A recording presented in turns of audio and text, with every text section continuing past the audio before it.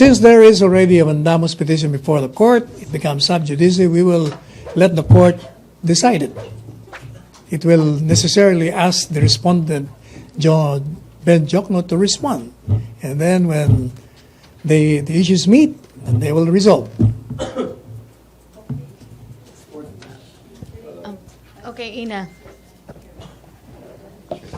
But sir, what then can you tell government workers expecting this salary hike na supposedly effective January 1? What is Malacañang's explanation for why this is not being released yet? Well, the explanation, according to Secretary Jokno, is that the fourth tranche is supposed to be included in the 2018 budget.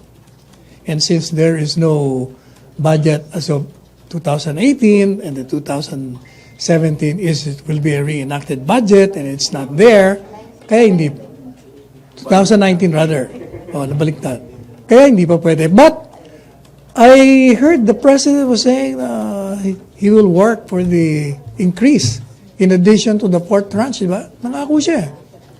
So, sir, sorry. So you are sharing the position of the budget secretary that there needs to be the enacted 2019 GAA before the SSL's fourth tranche could be implemented. Yes, kasi nga, anong magiging basis mo?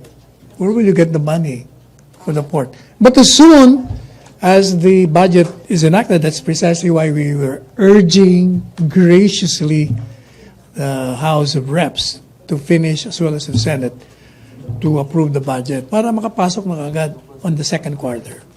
Because si Congressman Andaya is saying that reasoning is, kumbaga, holding hostage daw po yung salary hike. The one holding hostage would be Congress, not executive department.